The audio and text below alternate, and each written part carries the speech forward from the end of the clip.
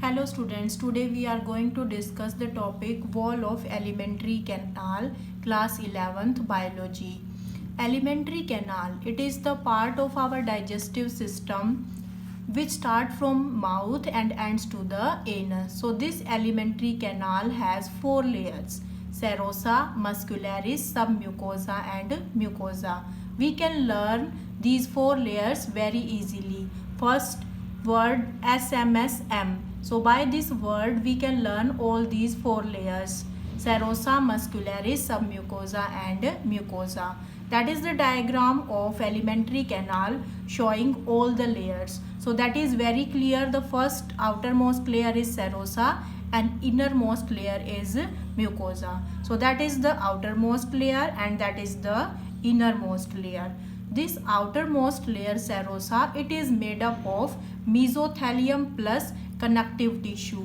What is mesothelium? It is a type of epithelium tissue, and this epithelium tissue that is of visceral organ. So we can say epithelial tissue of visceral organs is known as mesothelium. Now what is epithelium tissue? Epithelium tissue is a type of tissue which cover our external organ as well as our internal organ. So epithelium tissue of visceral organ is known as mesothelium. So this mesothelium is not new for you. It is a type of epithelium. So serosa, first layer, it is made up of mesothelium plus connective tissue. Now what is connective tissue? It is very clear from the name, connective tissue. So it connects different tissues together.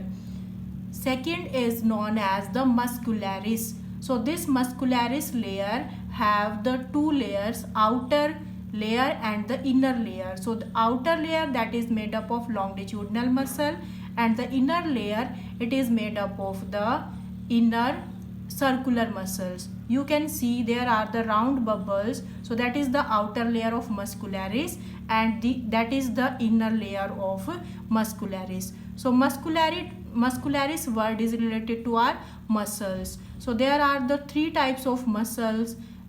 Just remind the three types of muscles. Skeletal muscles are there, cardiac muscles are there, and the smooth muscles.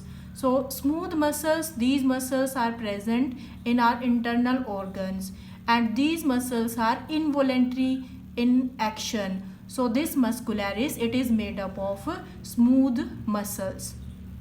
Then the third layer, it is the mucosa layer, and the fourth layer is the submucosa. Third is the submucosa and fourth is the mucosa. So this layer, it is made up of loose connective tissue.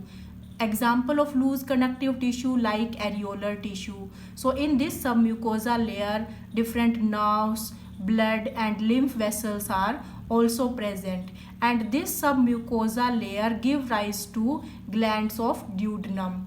So duodenum, it is the first part of small intestine. So in submucosa layer, loose connective tissue, nerves, blood and lymph vessels. Now what are lymph vessels? The vessels which having the lymph.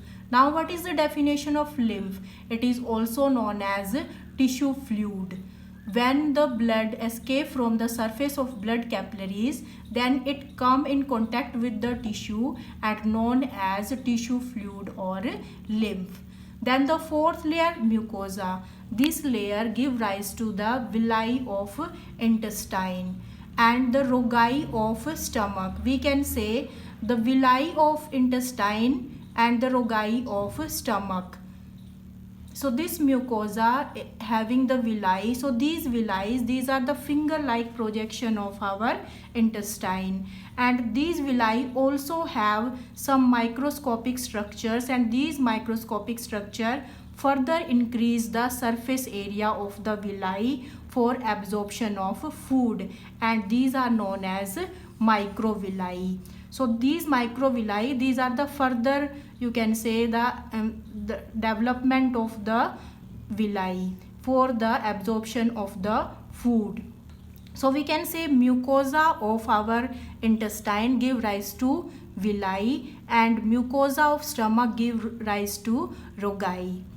Then in case of villi, you can see this is the diagram of the villi, and in the villi there are the lacteals also. So what are lacteals? These are the large lymph vessels, because lymph also absorb the fat from small intestine. So these villi, these increase the surface area of our small intestine. Suppose if this is the long line, there is the very small surface area, but if we are doing like this, then there is the increase in the surface area. So this mucosa give rise to gastric glands in case of stomach and crypts of Lieberkühn in case of intestine. Now what is crypts of Lieberkühn? Crypts of Lieberkühn means intestinal glands.